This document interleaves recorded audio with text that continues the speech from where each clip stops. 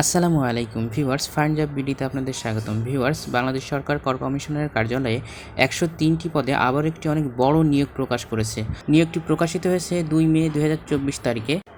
আমি এখন নিয়োগটির পদের নাম, বেতন স্কেল, পদের সংখ্যা, শিক্ষাগত যোগ্যতা ও অভিজ্ঞতা সম্পর্কে বিস্তারিত আলোচনা করব। ক্রমিক নং ১-এ কম্পিউটার অপারেটর পদে লোক নেবে একজন। বেতন স্কেল গ্রেড ১৩তম। শিক্ষাগত যোগ্যতা চেয়েছে বিজ্ঞান বিভাগ থেকে দ্বিতীয় শ্রেণীর রেজাল্ট সহকারে অনার্স পাস এবং অভিজ্ঞতা চেয়েছে কম্পিউটার মুদ্রাক্ষরে প্রতি মিনিটে বাংলায় ২৫ শব্দ ও ইংরেজিতে ৩০ শব্দের গতি সহকারে কম্পিউটার টেস্টে পাশ করতে হবে। ক্রমিক নং ২-এ প্রধান সহকারী পদে লোক নেবে ১৮ জন। বেতন গ্রেড ১৩তম। শিক্ষাগত যোগ্যতা চেয়েছে অনার্স পাস এবং অভিজ্ঞতা চেয়েছে কম্পিউটারের বেসিক ট্রেনিং কোর্স উত্তীর্ণ এবং কম্পিউটারের ওয়ার্ড প্রসেসিং ও ইমেল ও ফ্যাক্স পরিচালনায় দক্ষতা ও অভিজ্ঞতা থাকতে হবে। ক্রমিক নং ৩-এ উচ্চমান সহকারী পদে লোক নেবে ১৮ জন। বেতন গ্রেড ১৪তম। শিক্ষাগত যোগ্যতা চেয়েছে অনার্স পাস। অভিজ্ঞতা চেয়েছে কম্পিউটারের বেসিক ট্রেনিং কোর্সে উত্তীর্ণ এবং কম্পিউটারের ওয়ার্ড প্রসেসিং, ইমেল ও ফ্যাক্স পরিচালনার দক্ষতা থাকতে হবে। ক্রমিক নং ৪-এ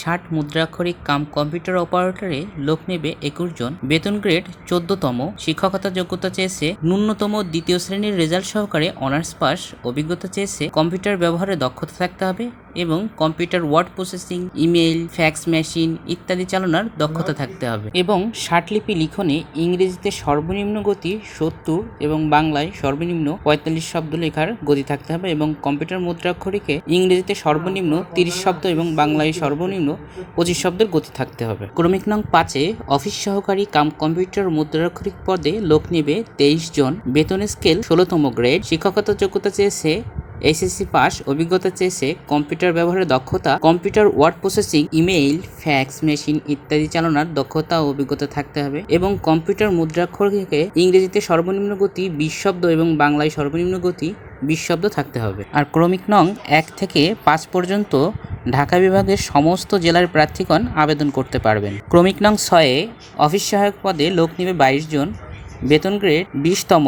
শিক্ষাগত যোগ্যতা চেয়েছে এসএসসি পাস। আর যে সমস্ত জেলার প্রার্থীগণ আবেদন করতে পারবেন তারা হলো ঢাকা, গাজীপুর, মুন্সিগঞ্জ, নারায়ণগঞ্জ, নরসিংদী, ফরিদপুর, গোপালগঞ্জ, মাদারীপুর, রাজবাড়ী, কিশোরগঞ্জ ও টাঙ্গাইল জেলা। অনলাইনে আবেদন ও পরীক্ষায় অংশগ্রহণের জন্য প্রার্থীকে কিছু শর্ত মানতে হবে, আর তা হচ্ছে বয়সসীমা ১/৫/২০২৪ তারিখের মধ্যে সর্বোচ্চ ৩০ বছর হতে হবে এবং বয়সের ক্ষেত্রে কোনো অ্যাফিডেভিট গ্রহণযোগ্য হবে না। তবে ৬০ মুদ্রাক্ষরিক কাম কম্পিউটার অপারেটর ও অফিস সহকারী কাম কম্পিউটার মুদ্রাক্ষরিক পদের বিপরীতে কর বিভাগে কর্মরত বিভাগীয় প্রার্থীর ক্ষেত্রে বয়সসীমা ৪০ বছর পর্যন্ত শিথিলযোগ্য, অর্থাৎ যারা কর বিভাগে কর্মরত আছে তাদের জন্য ৪০ বছর করা হয়েছে। আর যারা চাকরিরত প্রার্থী আবেদন করবেন তাদের অবশ্যই যথাযথ কর্তৃপক্ষের অনুমতি সাপেক্ষে আবেদন করতে হবে এবং মৌখিক পরীক্ষার সময় নিয়োগকারী কর্তৃপক্ষ কর্তৃক প্রদত্ত অনাপত্তিপত্র দাখিল করতে হবে। এক্ষেত্রে কোনো অগ্রিম কপি গ্রহণযোগ্য হবে না, অর্থাৎ আগের কোনো কপি এখানে নেওয়া হবে না।